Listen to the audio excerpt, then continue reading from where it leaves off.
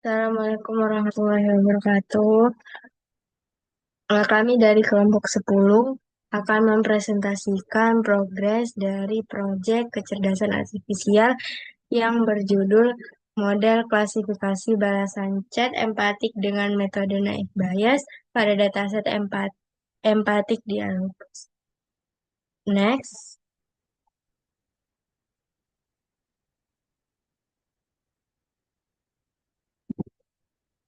Sebelumnya, izinkan kami memperkenalkan diri terlebih dahulu. Dengan saya, Ayu Anggraini, dengan NIM 054, dan rekan saya.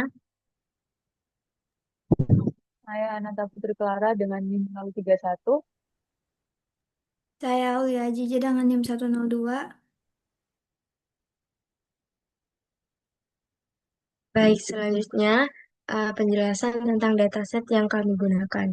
Jadi, dataset yang kami gunakan itu yakni dataset yang berjudul Empathic Dialogue Quest yang berisi 3084 pasangan percakapan antara pengguna yang mencurahkan perasaan dan pengguna lain yang memberikan respon.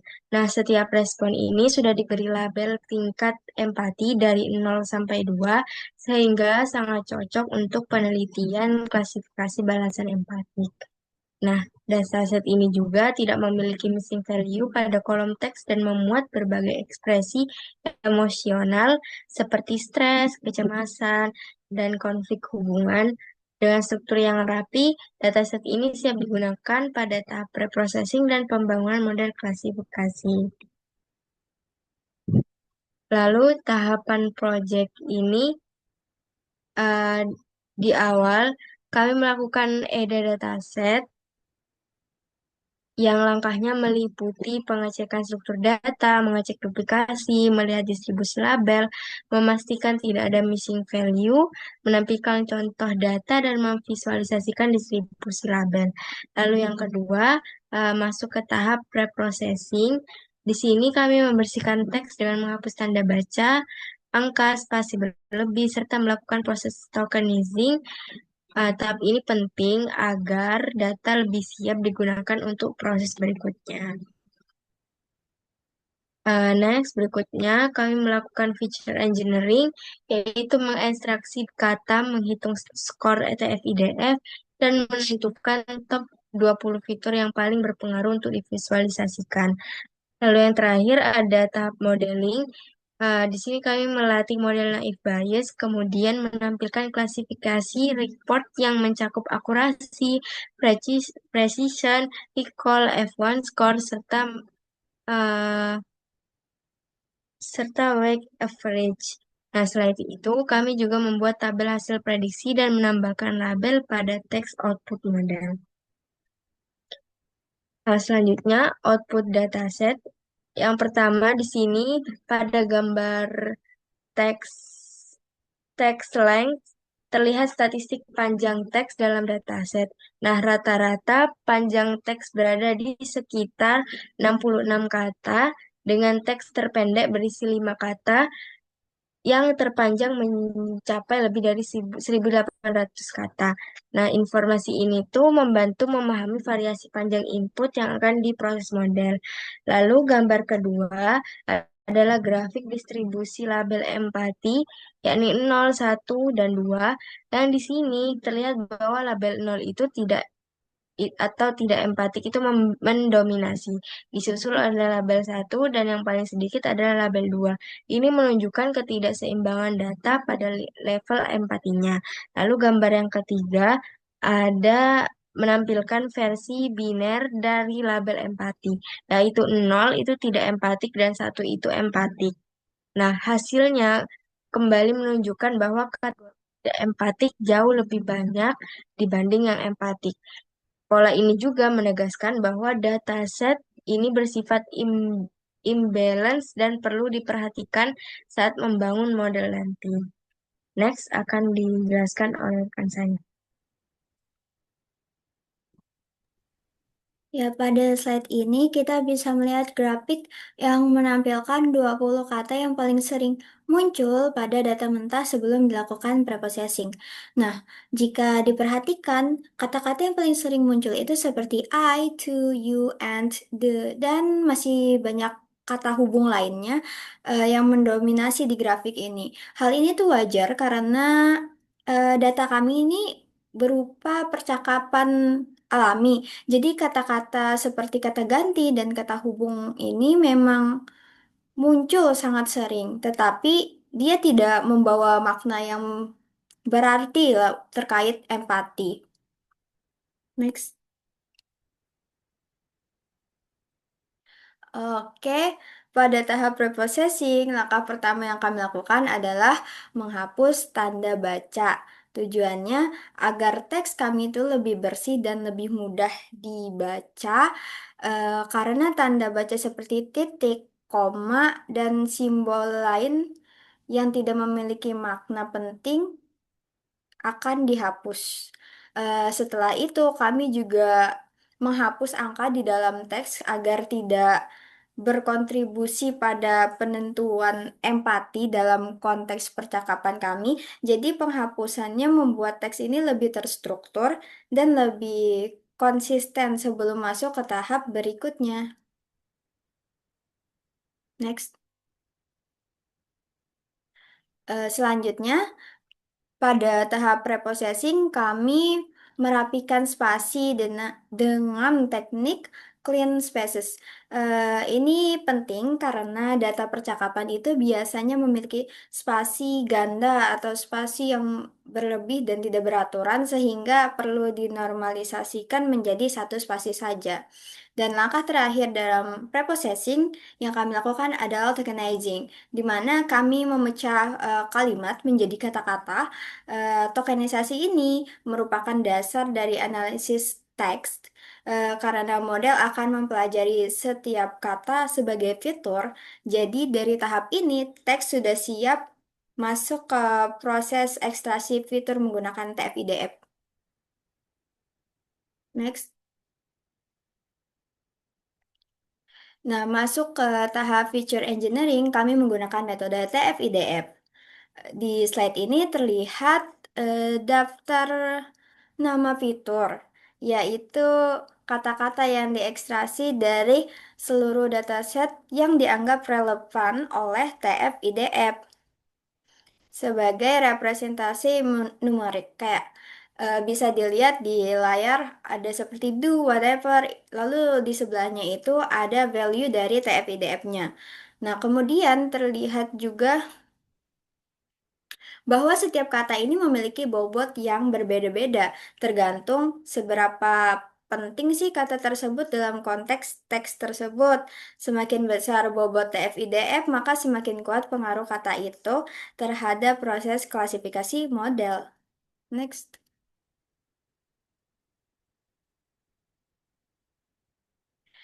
Nah, pada grafik ini terlihat 20 kata dengan nilai TF-IDF yang paling tinggi. Dari visualisasi ini, kita bisa memahami kata-kata apa saja sih yang dominan dan paling sering muncul dalam percakapan pada dataset kami. Kata-kata dengan skor TF-IDF tinggi ini biasanya tuh mencerminkan konteks yang emosional atau pola bahasa yang khas dalam respon chat. Makanya di sini terlihat yang paling tinggi itu you, to, the, and it, dan sebagainya yang emang biasanya kita ketikkan dalam chat-chat sehari-hari. Informasi ini juga yang memberikan gambaran awal bagi kami apakah model ini bisa mempelajari perbedaan antara balasan empatik dan tidak empatik. Next. Nah, setelah data selesai kami olah, maka kami masuk ke tahap modeling, di mana kami di sini menggunakan multinomial net bias. Model ini dilatih menggunakan fitur TF-IDF dan kemudian melakukan prediksi pada data uji. Di bagian awal evaluasi, kami melihat akurasi dan membandingkan sebagian label asli dengan hasil prediksi dari model kami. Nah, dari sini itu terlihat bahwa model cenderung sangat dominan memprediksi eh, kelas yang tidak empatik, di mana kelas tidak empatik ini ternyata kelas mayoritasnya. Nah, meskipun akurasinya cukup tinggi secara angka, tapi sebenarnya model kami ini mengalami ketidakseimbangan performa karena datasetnya yang imbalance tadi. Oke, selanjutnya akan dijelaskan oleh teman saya. Lalu yang selanjutnya,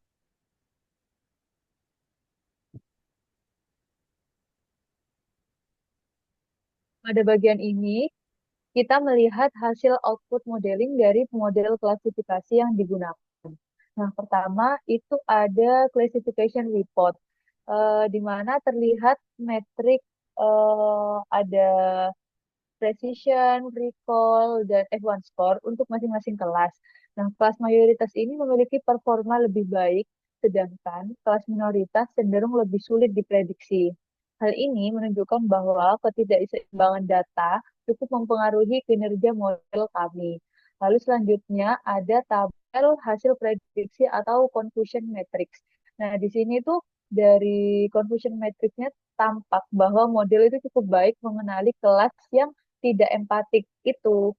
Namun masih banyak kesalahan prediksi pada kelas yang empatik karena memang data kita imbalance tadi. Nah, banyak data empatik justru itu diklasifikasikan sebagai tidak empatik.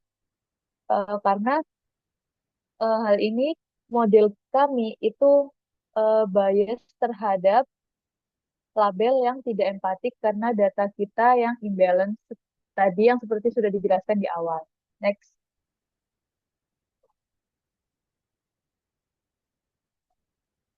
Nah, pada slide ini kita melihat tabel hasil prediksinya dari model. Tabel ini menampilkan tiga hal utama, yaitu teks asli, label asli, dan label prediksi yang sudah diubah ke bentuk teks empatik atau tidak empatik. Jadi kayak udah hasil prediksi klasifikasinya.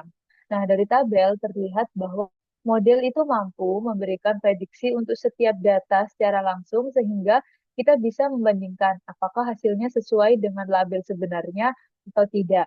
Nah, format seperti ini sangat membantu dalam proses interpretasi, terutama saat mengevaluasi bagaimana model bekerja pada data yang sudah kami siapkan. Next. Pada slide kendala ini, ada dua kendala yang kami hadapi. Yang pertama, dataset awal kami itu hanya berisi contoh chat yang empatik saja, sehingga tidak tersedia data yang tidak empatik sebagai pembandingnya. Nah, kondisi ini tuh membatasi variasi data yang dibutuhkan model untuk belajar secara seimbang.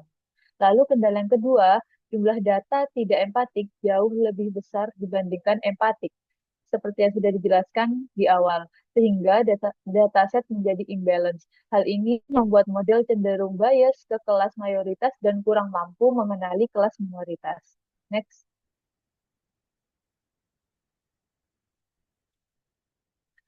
Ada bagian tindak lanjut, ada dua hal utama yang kami lakukan.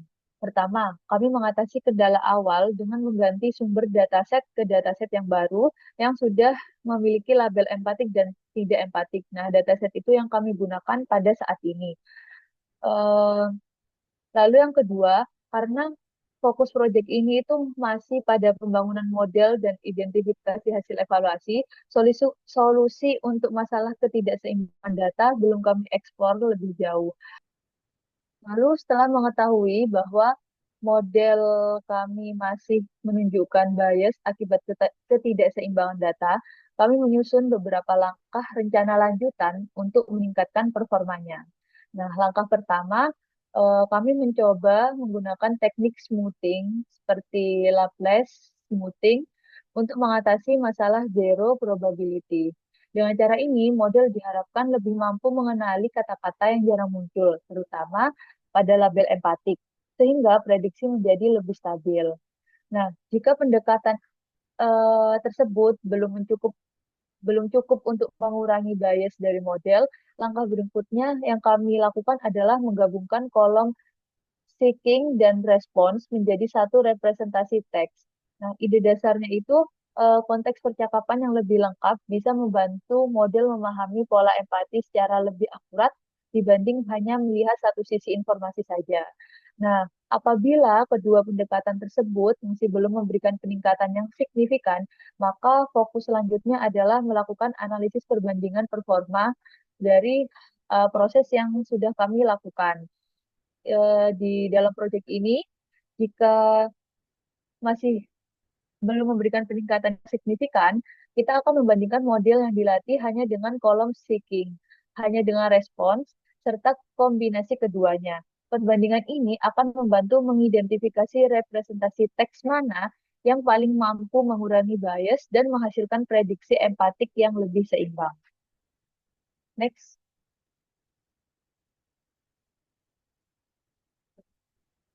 Terima kasih.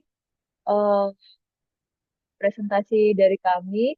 Mohon maaf bila ada kesalahan dan kekurangan dari progres proyek yang sudah kami lakukan saat ini. Sekian, wassalamualaikum warahmatullahi wabarakatuh.